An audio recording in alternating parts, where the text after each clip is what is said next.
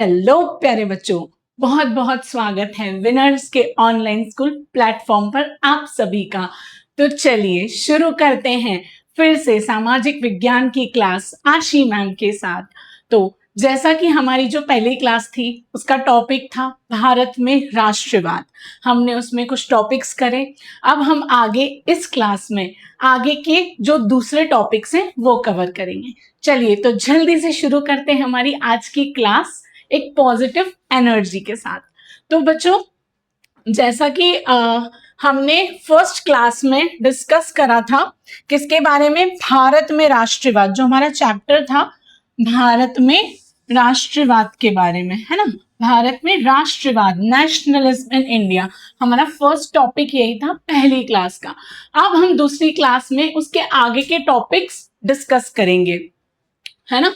हम आगे के टॉपिक्स डिस्कस करेंगे। आगे के टॉपिक डिस्कस करने से पहले मैं आपको बता दूं, इस चैप्टर के जो भी पुराने टॉपिक्स है यदि आपसे मिस हो गए, यदि आपने मेरा पहला क्लास नहीं अटेंड किया हो, तो बच्चों जल्दी से सब्सक्राइब बटन दबा दो ताकि आपको मेरी पहली क्लास भी मिल जाए, जिसमें हमने नेशनलिज्म इन इंडिया, भारत में राष्ट्रवाद के फर्स्ट टॉपिक्स, फर्स्ट कंसेप्ट लिए थे।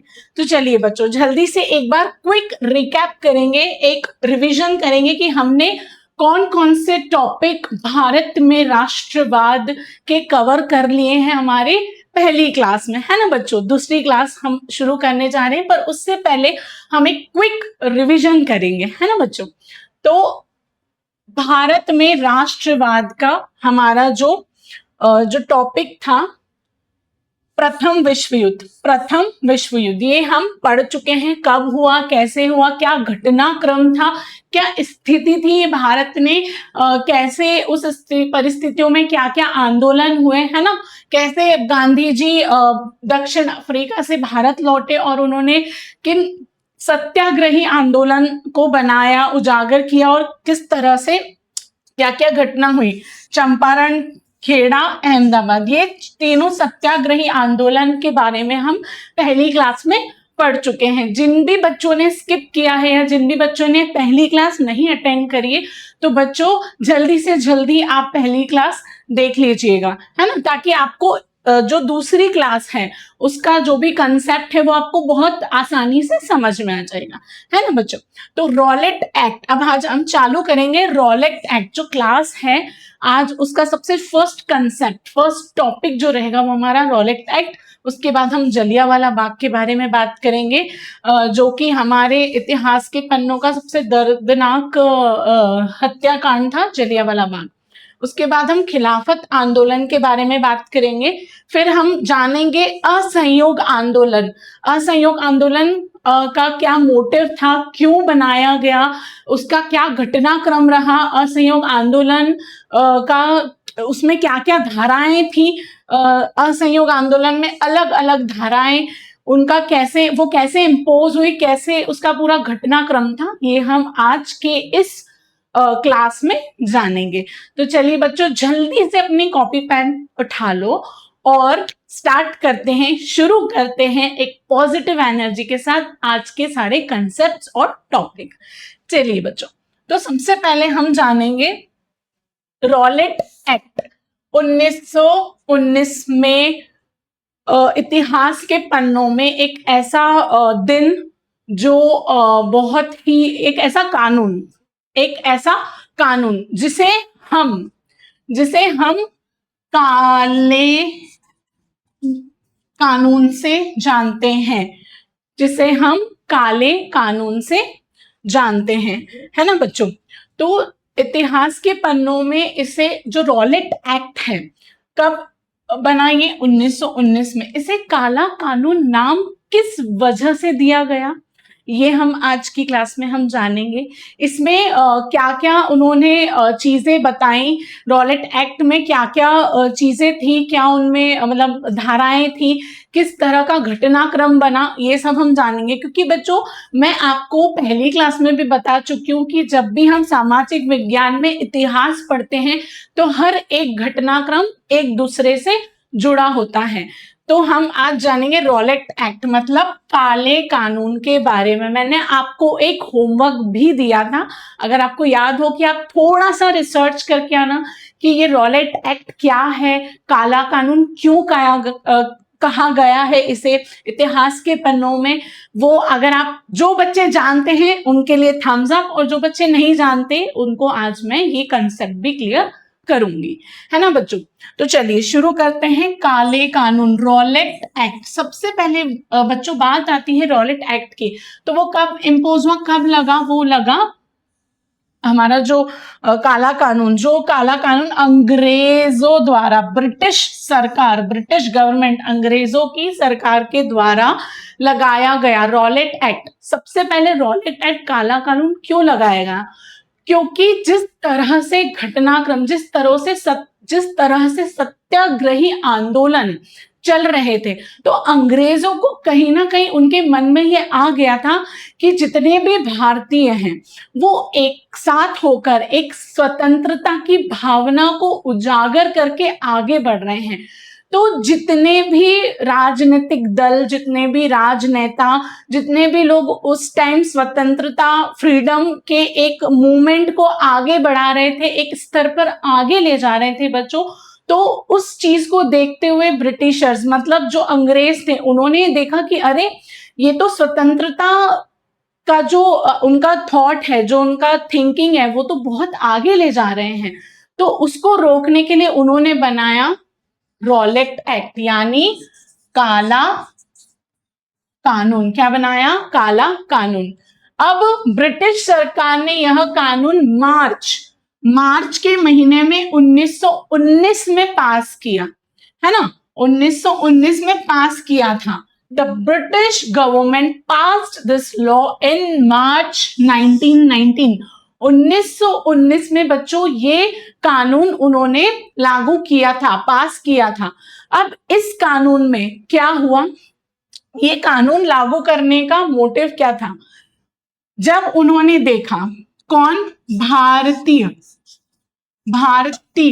जितने भी भारतीय लोग थे, जितने भी भारतवासी थे, उनमें एक जागरूकता हुई। किस चीज की? स्वराज की, स्वतंत्रता की, अपनेपन की, एक साथ होने की। धीरे धीरे जो सत्याग्रही आंदोलन थे, जो तीनों सत्याग्रही आंदोलन थे, खेड़ा, चंपारण और अहमदाबाद आंदोलन, अहमदाबाद मील मजदूर आंदोलन, तो ये तीनों आंदोलनों ने एक ऐसा रूप लिया जिससे लोगों के मन में स्वतंत्र होने की जो भावना है वो एक उच्च स्तर पर बढ़ती गई।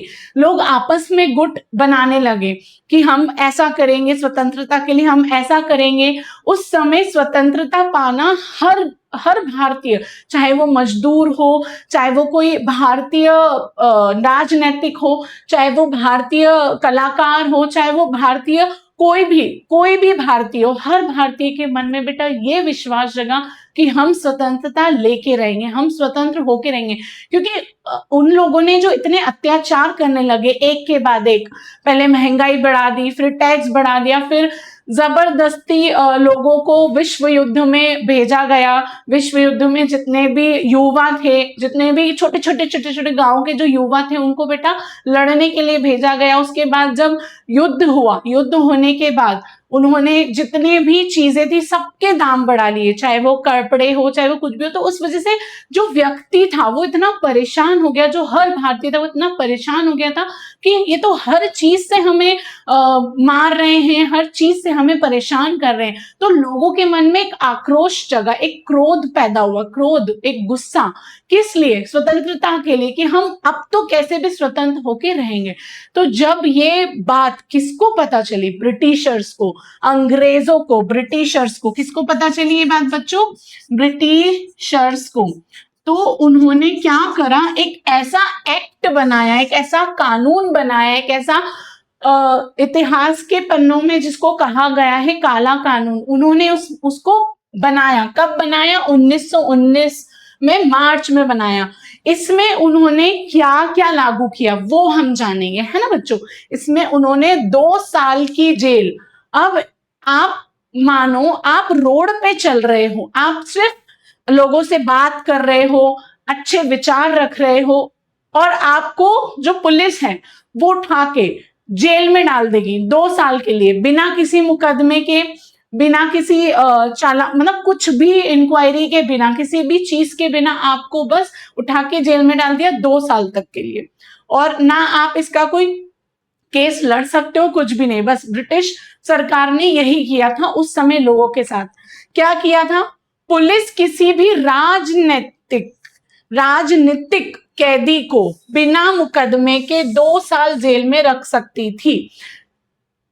जो रॉलेट एक्ट था बेटा, वो ऐसा काला कानून इसीलिए कहा गया कि राजनीतिक, जितने भी बेटा राजनीतिक दल थे, जितने भी लोग स्वतंत्रता के लिए संघर्ष कर रहे थे, स्वतंत्रता के लिए नए नए आइडियाज ला रहे थे कि हम ये करेंगे, हम स्वतंत्र होंगे, हम ऐसा करेंगे, तो जो भी लोग स्वतंत्रता की एक छोटी सी सोच रखते थे, ये लोग उन्हें मारते थे, पीटते थे कि यहाँ पे ऐसा नहीं चलेगा, आपको सिर्फ हमारी बात माननी पड़ेगी, हम जैसा बोलेंगे वैसा ही करना पड़ेगा, आप गुट नहीं बना सकते, आप आपस में स्वतंत्रता स्वराज की बात नहीं कर सकते थे।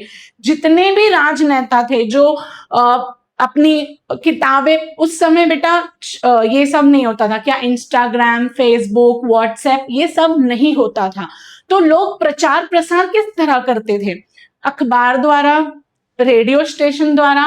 पहले ऐसे नाट्य होते थे, नुक्कड़ नाटक के द्वारा लोगों में जागरूकता फैलाई जाती थी, एक दूसरे को पत्र लिखे जाते थे, है ना। और न्यूज़पेपर मतलब अखबारों में इश्तिहार दिए जाते थे, किसी को भी कुछ भी बताना हो या करना हो, मंच लगाए जाते थे, है ना।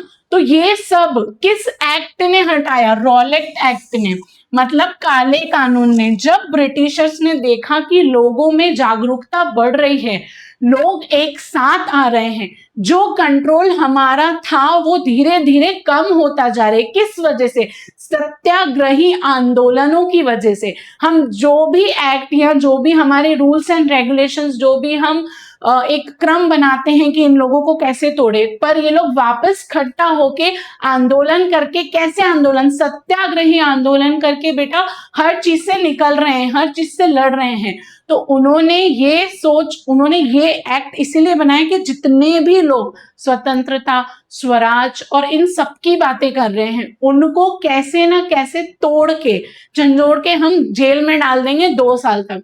अब जब जेल जाने की बात आती है तो लोगों में डर आ जाता है।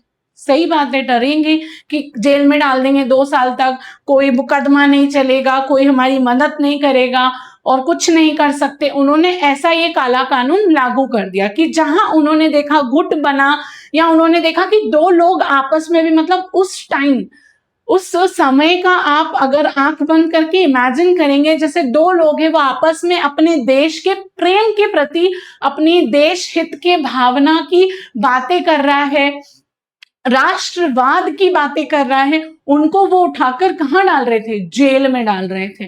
तो यही इसे इसीलिए काला कानून माना गया कि जिनके मन में स्वतंत्रता की भावना थी, उनको वो लोग क्या कर सकते थे? पुलिस कर्मी, जो भी पुलिस के दल थे, जो भी पुलिस के लोग थे, वो क्या कर सकते थे? राजनीतिक कैदी को बिना मुकदमे के 2 साल जेल में रख सकते थे। जहां भी उन्होंने देखा कि एक गुट बना, 2-4 लोग हैं, उन्होंने आपस में स्वतंत्रता की बात करी, एकता की बात करी, राष्ट्रवाद की बात करी, उसी समय उन्हीं लोगों को वो क्या करते थे? जेल में डाल देते। अब इससे लोगों में जगा क्रोध, आक्रोश कि पहले इन्होंने हम पे इतने जुल्म करे, हमने हर चीज सहन करी, हम धीरे धीरे आंदोलन, हमने किसी को भी नुकसान नहीं पहुंचाया, सत्याग्रही आंदोलन करे। और बिल्कुल एकदम बच्चों, उन लोगों ने उनको इतना परेशान कर दिया था, जितने भी भारतीय थे उस समय, तो सबके मन में क्रोध था, एक आक्रोश था। किसके प्रति? ब्रिटिश सरकार, मतलब अंग्रेजों के प्रति, है ना। तो ये 2 पॉइंट्स हमारे यहाँ कवर हो जाते हैं। अब काला कानून, जैसे कि मैं शुरू से, आपने फर्स्ट क्लास में भी देखा होगा, हमारी फर्स्ट क्लास में भी मैंने रॉलेट एक्ट को काला कानून, या हम सभी उसको काला कानून के नाम से जानते हैं। जैसे ही जहां भी लिखा रहेगा रॉलेट एक्ट, आपके माइंड में इज इक्वल्स टू काला कानून। भारतीयों ने इसे काला कानून कहा क्योंकि इसने सारे कानूनी अधिकार छीन लिए थे। जैसा कि मैंने आपको बता दिया है पहले ही बच्चों, जो भी अधिकार थे कानूनी, जैसे जेल में डाल दिया तो उसके बाद बेल वो नहीं मिल सकती थी, आपका कोई केस नहीं लड़ेगा, आपकी सुनवाई नहीं होगी, इसीलिए इसको काला कानून कहा गया। अगर सुनवाई होती तो पाया जाता कि वो तो स्वतंत्रता की बात कर रहे थे, स्वराज की, वो तो सिर्फ बात कर रहे थे, कोई जुर्म तो नहीं किया। पर ब्रिटिश सरकार मतलब जितने भी अंग्रेजी सरकार के कर्मचारी थे, उन लोगों को ये पता था कि अगर ये भावना आगे तक चली गई, लोगों में मिल गए, लोग एकजुट हो गए, तो ये सब हम पे भारी पड़ जाएंगे। क्यों पड़ जाएंगे? क्योंकि जो अंग्रेज थे वो तो बहुत थोड़े थे, वो लोग बहुत थोड़े थे, हम बहुत सारे थे। फिर भी उन्होंने किस सोच के साथ हम सबको अलग करके हम सब पे जुल्म किया, भारतीयों पे जुल्म किया, और उसका नतीजा ये निकला कि सत्याग्रही आंदोलन हुए। उसके बाद जब उन्होंने देखा कि लोगों में एकता बढ़ रही है, तो उन्होंने कौन सा कानून, काला कानून, रॉलेट एक्ट 1919 में लागू कर दिया। अब देशव्यापी हड़ताल, देशव्यापी हड़ताल मतलब महात्मा गांधी जी ने इसके विरोध में 6 अप्रैल को 1919 में को देशव्यापी हड़ताल की। देशव्यापी हड़ताल मतलब प्रोटेस्ट, स्ट्राइक, उन्होंने हड़ताल करी। इस हड़ताल में क्या था? कोई भी व्यक्ति सरकारी चीजें, सरकारी दफ्तर नहीं जाएगा। जो वहां कर्मचारी, हिंदू कर्मचारी जो काम करते थे, उन्होंने भी अपने डेली जो उनके दिन के कार्य थे वो करना छोड़ दिए थे, दफ्तर जाना छोड़ दिया। वकील, जो वकील थे उन्होंने कोर्ट जाना छोड़ दिया, कचहरी जाना छोड़ दिया। जो गवर्नमेंट स्कूल कॉलेज, जो सरकारी, जो किसके द्वारा चलाए गए थे, ब्रिटिशर्स, अंग्रेजों द्वारा, वहां जाना लोगों ने छोड़ दिया था। किसने कहा था ये? देशव्यापी हड़ताल। ये किसने कहा था? महात्मा गांधी जी ने इसके विरोध में कौन सी हड़ताल करी थी? देशव्यापी हड़ताल। अब ये लोगों तक उन्होंने ये पहुंचाया कि हम कौन सी हड़ताल करेंगे। महात्मा गांधी ने इसके विरोध में कब? 6 अप्रैल 1919 को देशव्यापी हड़ताल करी।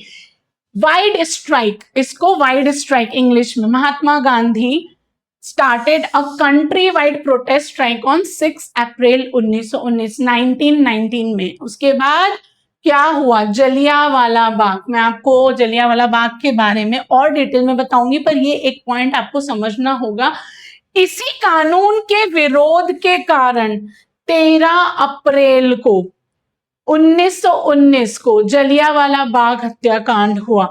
पर क्यों हुआ, क्या हुआ, ये इसमें ये जलियांवाला बाग कांड कैसे हुआ, क्या हुआ बच्चों? प्रोटेस्ट हर जगह चल रहा था, हर जगह हड़तालें चल रही थी। तो वहां पे जलियांवाला बाग में जो लोग इकट्ठे हुए थे, उसके बारे में हम आगे वाली स्लाइड में जानेंगे। अभी तो ये 4-5 पॉइंट्स आपके मेन थे रॉलेट एक्ट को जानने के लिए। अब रॉलेट एक्ट आपने जान लिया क्यों हुआ। अब आपको एक सबसे मेन बात कि रॉलेट एक्ट को काला कानून किस लिए कहा गया, तो आपके पास एक 5 पॉइंट का आंसर है। क्यों कहा गया? 1919 में ब्रिटिश सरकार ने यह कानून पास किया था।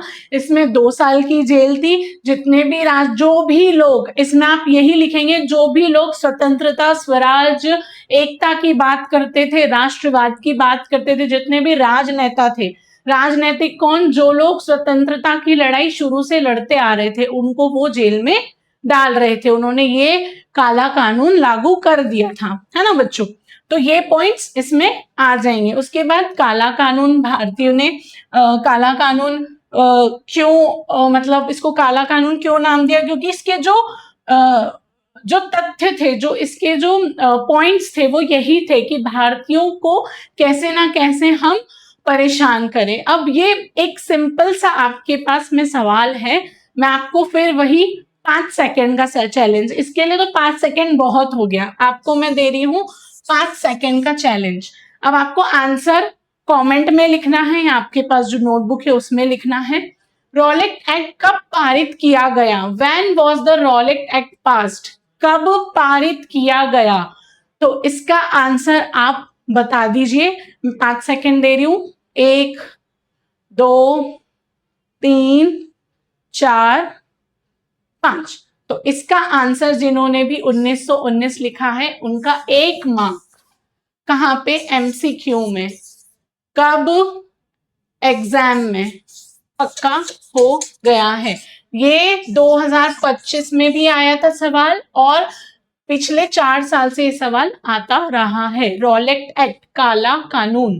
ठीक है, जब भी आप रॉलेट एक्ट पढ़ेंगे आप क्या बोलेंगे? काला कानून, है ना। चलिए बच्चों, नेक्स्ट अब आते हैं हम। मैंने जैसे आपको कहा कि काला कानून के विरोध में, रॉलेट एक्ट के विरोध में कहां पे प्रदर्शन हुआ था? जलियांवाला बाग। अब जलियांवाला बाग क्या है, कहाँ है, ये हत्याकांड क्यों हुआ, इसका पूरा घटनाक्रम मैं आज आपको बताऊंगी। 13 अप्रैल 1919 को अमृतसर के जलियांवाला बाग में हुआ था। क्यों हुआ था? देखो बच्चों, हर जगह स्वतंत्रता की आवाज उठ रही थी, स्वराज की आवाज उठ रही थी, देश के प्रति देश प्रेम की आवाज उठ रही थी, सब में एकता की आवाज उठ रही थी। तो जो जलियांवाला बाग है बच्चों, वहां वो कहाँ पे है? अमृतसर में। 13 अप्रैल को 1919 में लोगों ने शांतिपूर्वक एक कोर्ट, मतलब कोर्ट बोले तो एक ऐसा बातचीत का तरीका बनाया कि हम लोग वहां इकट्ठा होंगे, हम बात करेंगे कि ये जो कानून बना है इसको कैसे हटाया जाए और कैसे इससे बचा जाए, क्योंकि ये कानून ना हमें कहीं कुछ करने दे रहा है, हमारे रोज हमें ये दिमाग में रहता है कोई हमें उठा के जेल, एक डर सा बना हुआ है। तो बेटा, महिला, बच्चे, बुजुर्ग, बड़े सभी कहाँ इकट्ठे हुए? अमृतसर में जलियांवाला बाग में इकट्ठा हुए। एक पीसफुल प्रोटेस्ट, एक शांतिपूर्वक आंदोलन किया, जहां पे वो लोग सभा कर रहे थे। किस बात की सभा कर रहे थे? कि ये कानून कैसे हटवाया जाए, हम क्या तरीका अपना सकते हैं जिससे अंग्रेजी सरकार ये एक्ट, ये कानून हटा दे। वहां पे बहुत शांतिपूर्वक आंदोलन चल रहा था, बैठक चल रही थी, सभा चल रही थी। सभी जितने भी वहां पे भारतीय थे, जितने भी बच्चे, बूढ़े, महिला, सब थे। अब हुआ क्या वहां पे? जब ब्रिटिश सरकार की नजरों में आया, अब बेटा क्या होता है, जो व्यक्ति पावरफुल होता है यदि उसके अगेंस्ट आप खड़े हो जाते हो तो कहीं ना कहीं आपको गिराने की कोशिश करता है, मारने की कोशिश करता है। तो उस समय यही हुआ। ब्रिटिश सरकार, अंग्रेजी सरकार, अंग्रेजों ने देखा कि ये तो जलियांवाला बाग में इकट्ठा होकर आपस में भाईचारे की बात कर रहे हैं, एकता की बात कर रहे हैं, स्वतंत्रता की बात करें। अगर ये आंदोलन इनका सक्सेसफुल हो गया, सफल हो गया, तो ये लोग क्या करेंगे? ये लोग क्या करेंगे? इसको और आगे बढ़ाएंगे और भी लोग इस आंदोलन में बढ़ चढ़कर हिस्सा लेंगे। तो बच्चों, उस टाइम जो जनरल डायर ने बिना चेतावनी निहत्थी भीड़ पर गोली चलवाई, इसीलिए ये इतिहास के पन्नों में जो जलियांवाला बाग हत्याकांड है बच्चों, बहुत ही इंसान को दुखी कर देता है। पीसफुल प्रोटेस्ट चल रहा था, जहां ब्रिटिश सरकार, किसने देखा? जनरल डायर, एक जनरल डायर थे। कौन थे ये जनरल डायर? ये ब्रिटिश सरकार के एक जनरल थे, उनका नाम था जनरल डायर। इन्होंने क्या करा? जितने भी ये इस इंसान ने, जितने भी लोग वहां प्रोटेस्ट कर रहे थे, शांति पूर्वक एक आंदोलन, एक सभा कर रहे थे। किसके खिलाफ? रॉलेट एक्ट, काले कानून के खिलाफ। किसके खिलाफ? काले कानून, काले कानून के खिलाफ।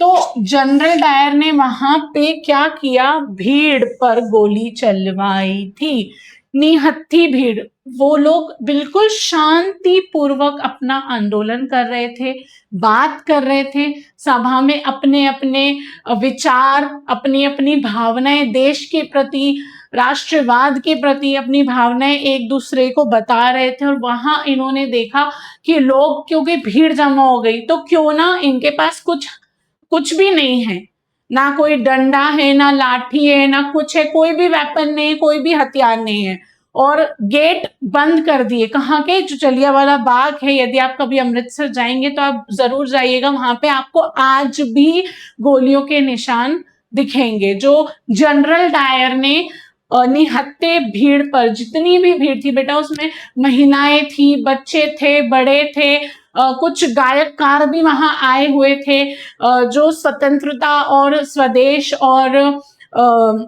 अपनी मातृभूमि के प्रेम को उजागर करने आए थे। उन सब पे उन्होंने क्या चलवा दी? गोलियां। निहत्थी भीड़ पे क्या चलवा दी? गोलियां। किसने चलवा दी? जनरल डायर ने। कब चलवाई? 13 अप्रैल 1919 में।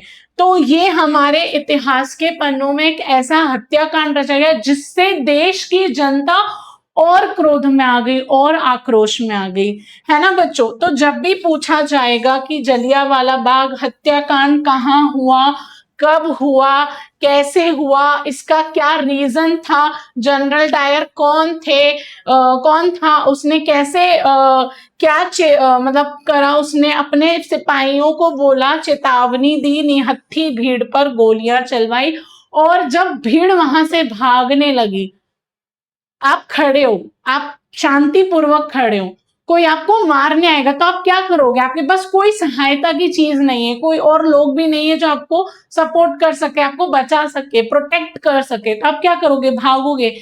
जब भीड़ ने वहां से भागने का फैसला किया बच्चों, तो वहां के जितने भी दरवाजे थे, वहां पे सिपाही खड़े हो गए और दरवाजे बंद कर दिए गए, और वहां पे सरेआम गोलियां चला दी गई। इसीलिए ये जलियांवाला बाग हत्याकांड कहलाया। ठीक है। सरकारी आंकड़ों के अनुसार ये इतने लोग, है ना, 379 लोग शहीद हुए और 12,000 प्लस घायल हुए। ये तो एक नॉर्मल है, जिनका नहीं पता है, जिनका रिकॉर्डेड नहीं है, वो कितने भी हो सकते, इट्स अ जनरल।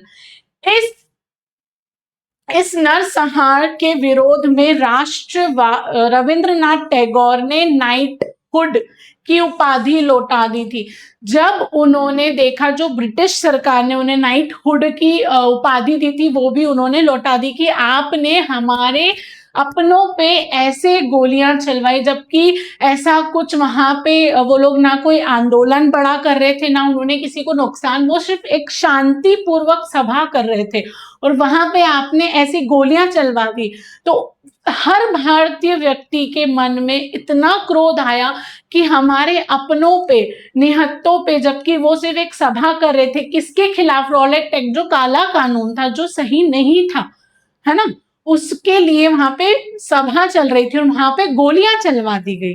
तो फिर वहां पे सभी लोगों में, पूरे देशवासियों में, और रविंद्रनाथ टैगोर ने नाइटहुड की उपाधि लौटा दी। किसको? ब्रिटिश सरकार को। इस घटना से भारतीय स्वतंत्रता आंदोलन को और तेज कर दिया गया। जब हर राज्य में, जब भारत के हर राज्य में, हर जगह ये बात आई बच्चों कि इतना इतना क्रूअल, इतना ज्यादा परेशान करने वाला इन्होंने काम करा कि हर भारतीय के मन में क्रोध आ गया।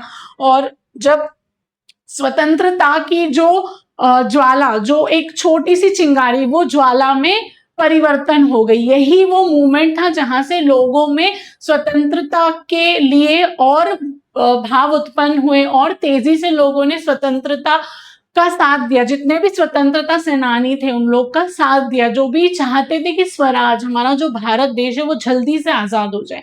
तो वो कहानी बच्चों यहीं से चालू हुई थी। उसके बाद अब हम बात करेंगे जलियांवाला बाग हत्याकांड कब हुआ था। तो बच्चों, जलियांवाला बाग 1919 में 13 अप्रैल को 1919 में हुआ था, है ना। तो ये जो एमसीक्यू है बेटा, ये जरूर आता है, ये आता है हमारा 1 मार्क में एमसीक्यू ऑब्जेक्टिव, और ये भी 2024-25 में आया हुआ क्वेश्चन है। जलियांवाला बाग हत्याकांड कब हुआ था? तो ये आपका आंसर रहेगा। इसके बाद जलियांवाला बाग में गोली चलाने का आदेश किसने दिया था? ये आप जरूर जानते हैं कि किसने दिया था, ये पॉइंट हमने बहुत अच्छे से पढ़ा है। तो मैं आपको इस आंसर के लिए 5 सेकंड्स दे रही हूं, तो लिख लीजिए अपनी नोटबुक में ये वाला आंसर बच्चों, है ना? लिख लीजिए, 5 सेकंड में स्टार्ट कर रही हूं। 1 2 3 4 5। चलिए, तो जलियांवाला बाग में गोली चलाने का आदेश किसने दिया था? जनरल डायर ने दिया था, है ना? जिसका आंसर सही था थम्स अप, है ना? चलिए बच्चों, अब बात करते हैं आगे हम खिलाफत आंदोलन की। किस आंदोलन की? खिलाफत आंदोलन की। खिलाफत आंदोलन कब हुआ, कैसे हुआ, क्या उसके पॉइंट्स थे, ये हम अब जानेंगे। खिलाफत आंदोलन 1919 से लेके 1924 तक चला। मुख्य कारण प्रथम विश्व युद्ध। हमने हमारी जो पहली क्लास थी उसमें हमने प्रथम विश्व युद्ध के बारे में जाना था, है ना? प्रथम विश्व युद्ध में तुर्की की हार, जैसे कि जो धुरी राष्ट्र और मित्र राष्ट्र था, तो उसमें से मित्र राष्ट्र जीता था और धुरी राष्ट्र हारा था, तो उसमें तुर्की था। तो तुर्की की हार के बाद अंग्रेजों द्वारा वहां के खलीफा धार्मिक प्रमुख, वहां के खलीफा कौन? धार्मिक प्रमुख। बेटा खलीफा जैसे खलीफा जो वो पर्सन होता है, मुस्लिम समुदाय, जितने भी मुस्लिम लोग हैं, जितने भी मुस्लिम समुदाय के लोग हैं, उनके प्रमुख जैसे हिंदू में जो प्रमुख होते हैं उनको हम गुरु बोलते हैं, पंडित बोलते हैं, गुरु या बड़े महाराज बोलते हैं। वैसे ही जब मुस्लिम समुदाय में जो भी उनके प्रमुख, धार्मिक प्रमुख, जो धर्म का प्रचार प्रसार करते हैं, उनको बोलते हैं खलीफा। क्या बोलते हैं? खलीफा। समझ में है खलीफा किसको बोलते हैं? जो भी धार्मिक प्रमुख होते हैं, किस समुदाय के? मुस्लिम समुदाय के, उनको क्या बोलते हैं बच्चों? खलीफा बोलते हैं, है ना? के अधिकार छीनने के विरोध में यह आंदोलन हुआ। खिलाफत आंदोलन आप खलीफा से जोड़ सकते हैं। खिलाफत आंदोलन प्लस खलीफा। खलीफा धार्मिक प्रमुख। खलीफा कौन होते हैं? जो मुस्लिम समुदाय के धार्मिक प्रमुख होते हैं, उन्हें हम खलीफा कहते हैं। उनके अधिकार छीनने के विरोध में यहाँ आंदोलन हुआ।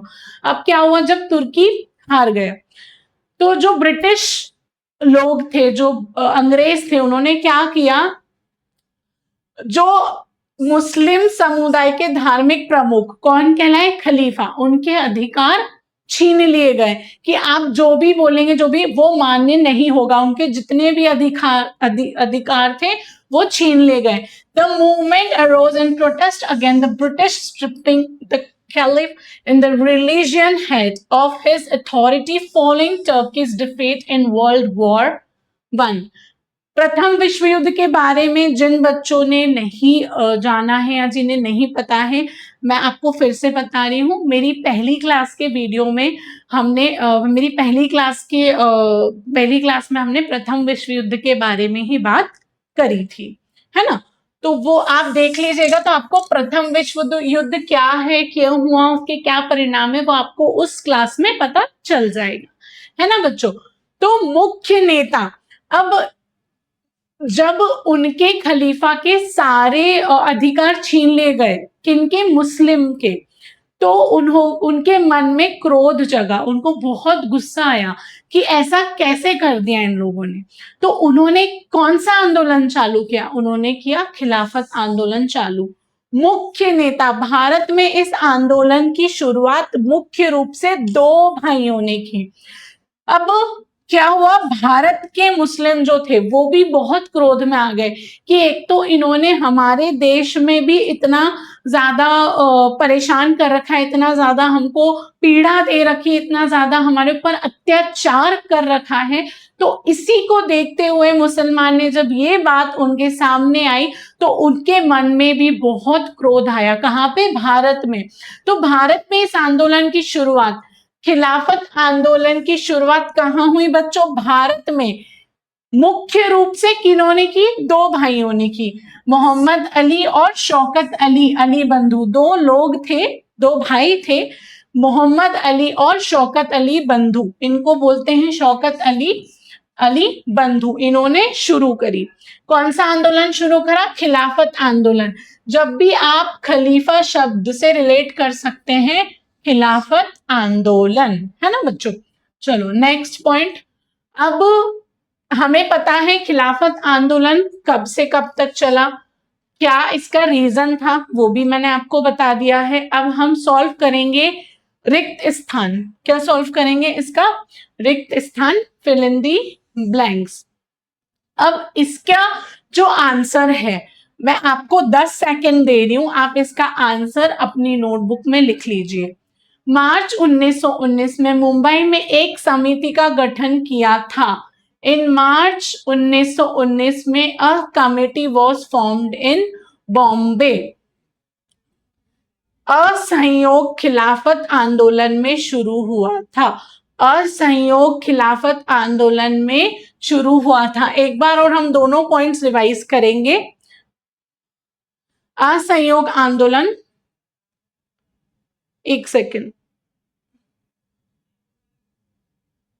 सॉरी बच्चों, एक पॉइंट हमारा मिस हो गया। खिलाफत आंदोलन, खिलाफत समिति अंग्रेजों का विरोध करने के लिए मार्च 1919 मुंबई बॉम्बे में एक खिलाफत समिति बनाई गई। अब वो जो दो आपके मैंने बताए हैं इंपॉर्टेंट एमसीक्यू, अब उसका हम आंसर जानेंगे क्या हो सकता है। पहले हमने ये दोनों पढ़े हैं या आपने लिख लिए हैं, अब इनका आंसर हम जानेंगे। खिलाफत समिति अंग्रेजों का विरोध करने के लिए मार्च 1919 में मुंबई बॉम्बे में एक खिलाफत समिति बनाई गई। खिलाफत आंदोलन, खलीफा, खिलाफत समिति क्यों बनाई गई? अंग्रेजों का विरोध करने के लिए। जैसे जितने भी अभी तक आंदोलन हुए वो क्यों हुए? अंग्रेजों का विरोध करने के लिए। तो जब खिलाफत समिति बनी, तो खिलाफत समिति क्यों बनी? अंग्रेजों का विरोध करने के लिए। कब बनी? मुंबई में। मुंबई में 1919 में बनी, बॉम्बे में, जिसको बॉम्बे मुंबई दोनों बोल सकते हैं, में एक खिलाफत समिति बनाई गई। कब बनाई गई? 1919 में। गांधी जी का प्रयास, महात्मा, अब हमने पढ़ा असहयोग आंदोलन और खिलाफत आंदोलन। पहले तो हमने खिलाफत आंदोलन के बारे में जाना। अब गांधी जी का प्रयास, अब गांधी जी का प्रयास, महात्मा गांधी ने हिंदू मुस्लिम एकता को मजबूत करने के लिए इस आंदोलन का पूरा समर्थन किया। अब क्या हुआ? जब गांधी जी ने देखा कि जो मुस्लिम समाज है, जो मुस्लिम समुदाय है, वो भी बहुत क्रोध में है। किसके लिए? किस वजह से? क्योंकि उनके जो खलीफा है उनके सारे अधिकार छीनना। किसने छीना? ब्रिटिश सरकार ने, ब्रिटिश गवर्नमेंट ने, अंग्रेजों ने। तो उन लोगों के प्रति, किसके प्रति? ब्रिटिशर्स के प्रति। किसके मन में क्रोध जगा? हमारे मुस्लिम भाइयों के मन में क्रोध जगा। तो उन्होंने क्या करा? एक खिलाफत समिति बनाई। जब गांधी जी ने देखा कि मुस्लिम भी इनसे बहुत परेशान है, तो क्यों ना उन्हें भी हम साथ में लाए और असहयोग आंदोलन को और बड़ा और आगे तक ले जाए, है ना। तो महात्मा गांधी ने हिंदू मुस्लिम एकता को मजबूत करने के लिए इस आंदोलन का पूरा समर्थन किया। जब गांधी जी को पता चला तो वो वहां गए, वहां मुस्लिम बंधुओं से बात करी, उनके साथ पूर्ण समर्थन किया उन्होंने उस बात का। और Mahatma Gandhi ji fully supported this movement to strengthen Hindu Muslim unity. मतलब मुसलमान और हिंदू भाईचारे को बढ़ाने के लिए उन्होंने यह पहल करी, पूरा समर्थन किया। किसका समर्थन किया? खिलाफत आंदोलन का पूरा समर्थन करा। असहयोग आंदोलन, सितंबर 1920 में कांग्रेस के कलकत्ता अधिवेशन के बाद खिलाफत आंदोलन का असहयोग आंदोलन के साथ जोड़ दिया गया। असहयोग आंदोलन क्या है, क्यों हुआ, क्या था ये मैं आपको अब बताऊंगी। तो असहयोग आंदोलन कब चालू हुआ? सितंबर 1920 में। पहले कांग्रेस से कलकत्ता अधिवेशन के बाद खिलाफत आंदोलन को असहयोग आंदोलन के साथ जोड़ दिया गया। अब यहाँ पे कंफ्यूजन है, हम खिलाफत आंदोलन के बारे में पढ़ रहे थे, इसमें असहयोग आंदोलन क्यों आया? असहयोग आंदोलन क्यों आया? क्योंकि इसमें खिलाफत आंदोलन में कौन जुड़े? महात्मा गांधी जी जुड़े। कौन जुड़े? महात्मा गांधी जी जुड़े। इसीलिए खिलाफत आंदोलन की जब भी बात होगी तो उसमें कौन जुड़ेगा? असहयोग आंदोलन। अब हम जानेंगे असहयोग आंदोलन के बारे में। चलिए, असहयोग आंदोलन क्या है? ये दो आपके प्रश्न थे, ये हम पहले सॉल्व करेंगे, फिर हम असहयोग आंदोलन के बारे में जानेंगे। मार्च 1919 में मुंबई में एक समिति बनी। कौन सी समिति बनी? सबसे पहले आप ये जाइए कि तुर्की के जो खलीफा थे, है ना, सबसे पहले आप किस बारे में जाएंगे? तुर्की के जो खलीफा थे उनके अधिकार किसने छीने? ब्रिटिशर्स ने, अंग्रेजों ने। तो उसी के खिलाफ कौन सा आंदोलन हुआ? खिलाफत आंदोलन हुआ। अब खिलाफत आंदोलन के लिए कहां समिति बनी? मुंबई में समिति बनी। उस समिति का नाम क्या था? खिलाफत आंदोलन, खिलाफत कमिटी, खिलाफत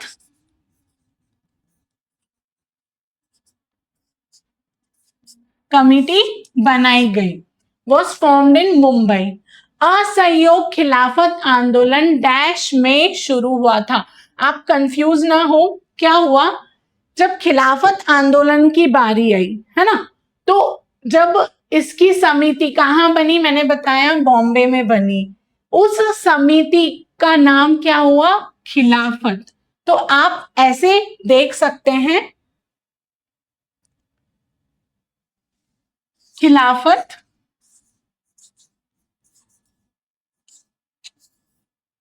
प्लस खिलाफत मूवमेंट, खिलाफत आंदोलन किसके लिए शुरू करा?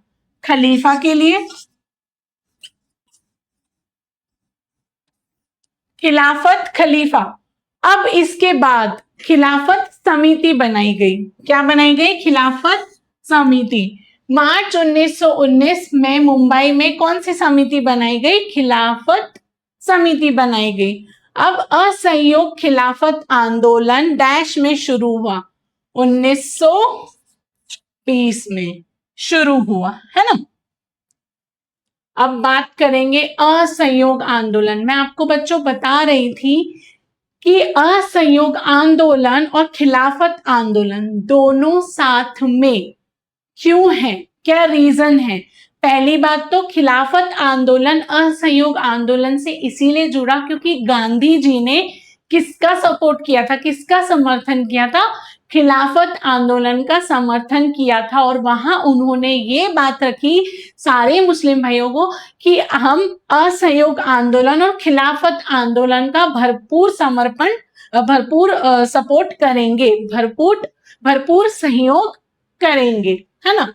असहयोग आंदोलन नॉन कोऑपरेशन मूवमेंट, हिंदू मुस्लिम एकता के आधार पर ब्रिटिश सरकार के विरोध में आंदोलन शुरू किया गया।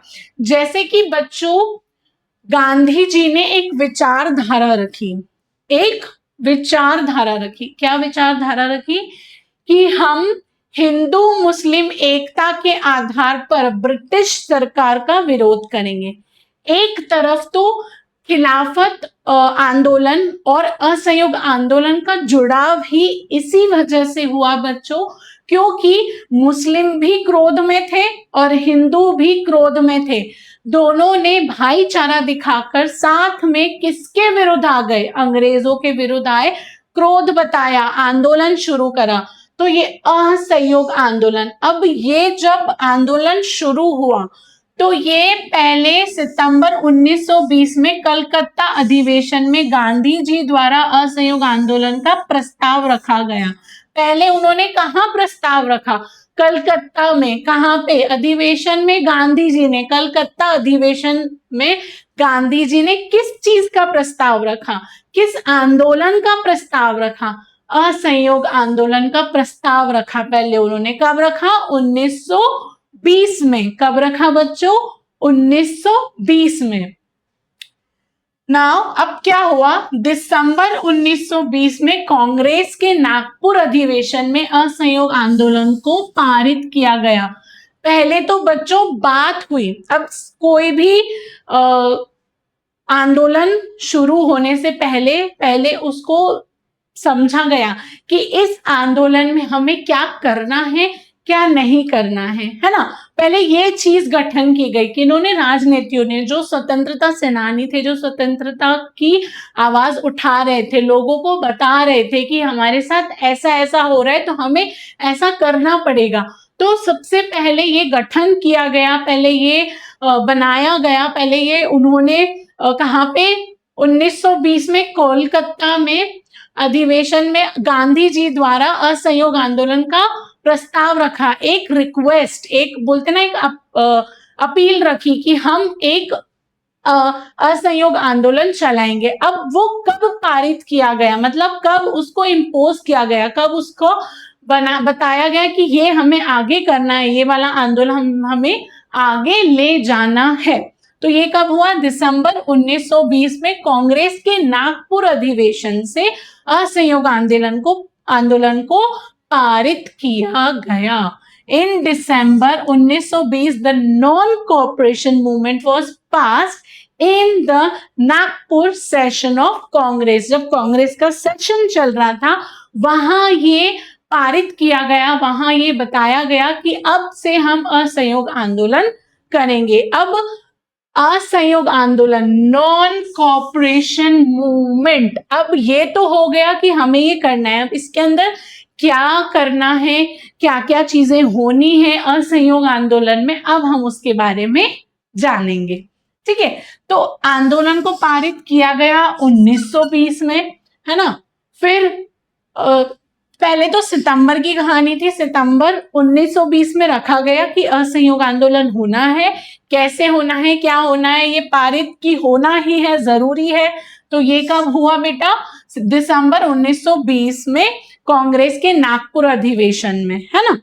ठीक है, ये पॉइंट्स आपको बहुत याद रखने हैं। अब सबसे इंपॉर्टेंट बात कि ये किन किन राजनैतिक, जो भी राजनीति से जुड़े हुए लोग थे, किस समय राजनीति से जुड़े हुए लोग थे, किस समय, जब भारत स्वतंत्र नहीं हुआ था 1920 में। तो प्रमुख नेता जो असहयोग आंदोलन में शामिल हुए, आपको जो पिक्चर्स दिख रहे हैं, मैंने नाम भी लिखे हैं, लाल, बाल, पाल, ये तीनों का एक ग्रुप बना। ये तिकड़ी ने मुख्य रूप से किस रणनीति को बढ़ावा दिया? असहयोग सत्याग्रह और स्वराज और स्वदेशी। मतलब जब लाला लाजपत राय, बाल गंगाधर तिलक और बिपिन चंद्र पाल जी, इन तीनों ने जोर शोर से बढ़ चढ़ कर किसमें हिस्सा लिया? असहयोग आंदोलन में। बहुत ही इंपॉर्टेंट रोल तीनों ने दिखाया। किस तरह से आंदोलन होना है, कहां कहां आंदोलन होना है, क्या रणनीतियां रहेंगी, ये सब ये तीनों राजनीतिक गुरुओं के विचारधारा को समझते हुए लोगों ने उस आंदोलन को बढ़ावा दिया और बढ़ चढ़कर हिस्सा लिया। तो ये तीनों प्रमुख थे। किसके प्रमुख थे? असहयोग आंदोलन के प्रमुख थे, है ना बच्चों। तो ये तीनों नाम यदि आपको आए कि प्रमुख नेता जो असहयोग आंदोलन में शामिल हुए, तो कौन कौन हुए? लाला लाजपत राय, बाल गंगाधर तिलक और बिपिन चंद्र पाल, ये तीनों ने ही बढ़ चढ़कर असहयोग आंदोलन के प्रमुख बने और बढ़ चढ़कर उसमें हिस्सा लिया। अब बात करते हैं नेक्स्ट, असहयोग आंदोलन ही क्यों। हम जब बात हुई कि असहयोग आंदोलन ही क्यों, जब बात आती है कि ये आंदोलन ही क्यों हमने चुना, असहयोग आंदोलन ही क्यों? गांधी जी मानते थे कि अंग्रेजों का शासन भारतीय के सहयोग से ही चलता है।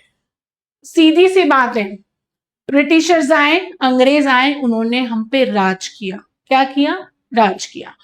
अब जो भी उन्होंने हमें रूल्स रेगुलेशंस या जो भी उन्होंने हम पे ऑर्डर थोपे या जो भी उन्होंने हमसे काम करवाए, तो हमने किए इसीलिए तो उन्होंने करवाए, हम करते गए। जो भी भारतीय थे उस समय, वो ये नहीं समझ पाए, उनको ये था कि ये हमारे देश को आगे बढ़ाएंगे, हमारा सहयोग कर रहे हैं, हमारे लिए अच्छा चाह रहे हैं, हमें नई नई चीजें बता रहे हैं, हमारे लिए स्कूल कॉलेज ये सब बनवा रहे हैं और ये सब।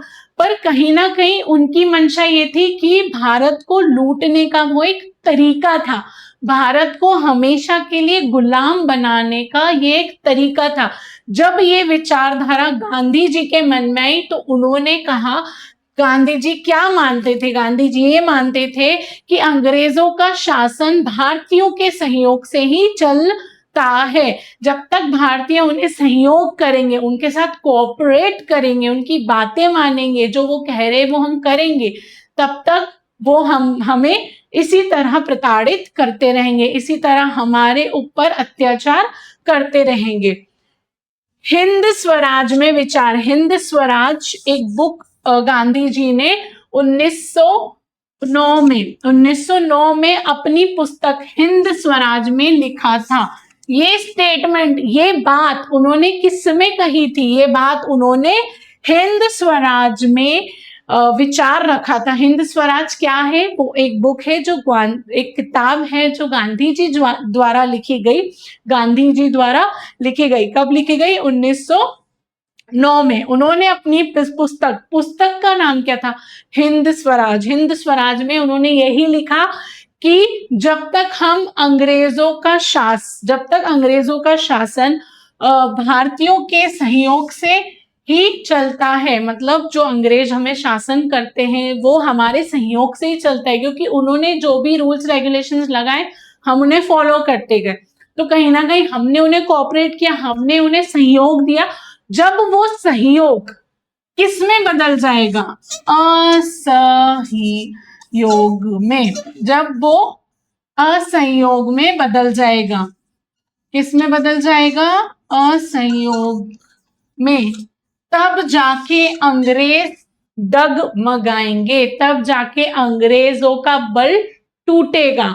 तभी से ही असहयोग आंदोलन का जो विचारधारा है वो यहां से मिली। कहां से मिली? हिंद स्वराज किताब में से, जो कब लिखी गई थी? 1909 में। उसमें उन्होंने यही कहा था। है ना बच्चों, ये समझ में आया? असहयोग आंदोलन ही क्यों गांधी जी ने ये असहयोग आंदोलन का प्रस्ताव रखा? क्योंकि ये विचारधारा उनके मन में पहले से ही थी कि जब तक हम अंग्रेजों को क्या करेंगे? सहयोग करेंगे। अंग्रेजों का जब तक हम सहयोग करेंगे तब तक वो हम पे राज करते रहेंगे। अब why the non comparison movement, ये इसका एक और मुख्य तर्क, यदि भारतीय अंग्रेजों को दिया जाने वाला सहयोग वापस ले ले। पहले उन्होंने बताया कि जो सहयोग भारतीय किसको कर रहे हैं? अंग्रेजों को। यदि वो इसी तरह चलता रहा, इसी तरह सहयोग करते रहे, तो अंग्रेज हम पर शासन करते रहेंगे, हमें अपना गुलाम बना के रखेंगे। पर जो सहयोग हम भारतीय अंग्रेजों पर कर रहे हैं, जो सहयोग हम भारतीय अंग्रेजों को कर रहे हैं, जो सहयोग, अगर वो हम वापस ले ले तो ब्रिटिश सरकार ढह जाएगी, हिल जाएगी। ब्रिटिश सरकार क्या हो जाएगी? हिल जाएगी। Main argument: if Indians withdraw the cooperation given to the British government would collapse. ढह जाएगी, हिल जाएगी, है ना? वो लोग डर जाएंगे कि अरे ये लोग तो हमें कॉपरेट ही नहीं कर रहे हैं, हम इन पे चीजें, हम इन पे रूल्स रेगुलेशन ऑर्डर हम इनसे काम करा रहे हैं, अब तो ये कर ही नहीं रहे। तो इसीलिए कौन सा आंदोलन चालू हुआ? असहयोग आंदोलन। इसीलिए असहयोग आंदोलन की विचारधारा रखी गई और असहयोग आंदोलन चलाया गया। अहिंसक तरीका, इस सिद्धांत पर गांधी जी ने असहयोग को ब्रिटिश शासन के खिलाफ सबसे बड़ा हथियार बनाया। अब क्या किया? ये जो असहयोग का सिद्धांत है, गांधी जी ने असहयोग को ब्रिटिशर्स पे एक बहुत बड़ा, मतलब ये विचारधारा, जो असहयोग की विचारधारा रखी है, ब्रिटिशर्स को हिलाकर रख दिया। जो उन्होंने विचारधारा अपनी किताबों में रखी थी, वही विचारधारा उन्होंने सामने लाई, लोगों को बताई कि हम असहयोग आंदोलन चलाएंगे। और जैसे ही असहयोग आंदोलन की शुरुआत हुई, तभी ब्रिटिश शासन के खिलाफ सबसे बड़ा हथियार बनाया नॉन वायलेंस का, अहिंसा का, कि हम कोई हिंसा नहीं करेंगे, हम कोई तोड़फोड़ नहीं करेंगे, हम किसी को भी नुकसान नहीं पहुंचाएंगे। पर हम कौन सा आंदोलन करेंगे? हम असहयोग आंदोलन करेंगे, है ना। तो ये असहयोग आंदोलन का विचारधारा थी। अब खिलाफत प्लस असहयोग आंदोलन, हम इसका एक रिकैप, ये छोटा सा माइंड मैप है बच्चों आपके माइंड में रखने के लिए, कि जब भी पूछा जाए कि असहयोग आंदोलन कैसे जुड़ा खिलाफत आंदोलन से, तो ये एक आईएमपी है, ये इंपॉर्टेंट है। ये क्वेश्चन बच्चों आता ही आता है कि खिलाफत आंदोलन असहयोग आंदोलन से कैसे जुड़ा, इसका कैसे जुड़ाव हुआ। तो सबसे पहला पॉइंट हमें ये बताना है, क्यों शुरू हुआ। मुस्लिम नाराज थे। क्यों नाराज थे? क्योंकि तुर्की में जो उनके खलीफा थे, उनका जो अधिकार वो छीन लिया गया था। ये हम पढ़ चुके हैं बहुत अच्छे से, उनका अधिकार छीन लिया गया था, है ना। इसीलिए क्या चालू हुआ? खिलाफत आंदोलन। मुस्लिम नाराज, खलीफा पद खत्म, हिंदू नाराज, जलियांवाला बाग। मुस्लिम क्यों नाराज थे? क्योंकि खलीफा का पद खत्म, खलीफा के सारे जितने भी अधिकार थे वो छीन लिए गए। और उसी समय पे क्या हुआ था? हिंदू क्यों नाराज हुए थे? क्योंकि जलियांवाला बाग कांड हुआ था और पूरा देश, पूरा हिंदू समाज, पूरा देश इस से वो बिल्कुल नाराज थे। कौन नाराज थे? हिंदू। तो ये दोनों साथ में मिलके किस पे नाराज हुए, किस पे उन्होंने क्रोध दिखाया? ब्रिटिश सरकार पे, अंग्रेजी सरकार पे, जो हम पर राज कर रही थी। अब बोलते हैं ना, दुश्मन का दुश्मन दोस्त, है ना। अब यहां पे मुस्लिम का भी सेम दुश्मन, हिंदू का भी सेम दुश्मन, कौन? अंग्रेज। तो ये साथ में आए और इसीलिए खिलाफत और असहयोग आंदोलन साथ में हुआ। तो बच्चों अब हम पॉइंट 2 और पॉइंट 3 डिस्कस करेंगे हमारी अगली क्लास में। तो आज के लिए हमने जो भी पढ़ा, जो भी समझा, जो भी आपने यहाँ पे टॉपिक्स कवर करे मेरे साथ मेरी क्लास में, कमेंट सेक्शन में जरूर बताइएगा आपको समझ में सब कुछ आया। और क्वेश्चंस के आंसर्स भी आप मुझे कमेंट कर सकते हैं। कोई डाउट अगर आपको हो तो आप कमेंट सेक्शन में लिख सकते हैं बच्चों। तो आज के लिए हमारी क्लास यहीं हम खत्म करते हैं। मिलेंगे हम हमारी अब अगली क्लास में। आपको जो भी नोट्स है, अब ये डायग्राम्स जो भी मैं आपको बता रही हूँ, जो भी मैंने आपको, ये आपको कहाँ से मिलेंगे? हमारे टेलीग्राम चैनल पे। तो जल्दी से हमारे टेलीग्राम चैनल को ज्वाइन कर लो। हमारे और भी प्लेटफॉर्म्स हैं, आप उनसे भी जुड़ सकते हैं। जैसे कि अभी आप हमारे विनर्स ऑनलाइन स्कूल प्लेटफॉर्म से जुड़े हुए हैं, वैसे आप हमारे अगले दूसरे प्लेटफॉर्म से भी जुड़ सकते हैं। ये हमारे विनर्स के और भी दूसरे प्लेटफॉर्म्स हैं। ठीक है बच्चों, तो आज के लिए इतना ही। मिलते हैं हमारी अब अगली क्लास में। जब तक के लिए जय हिंद, जय भारत।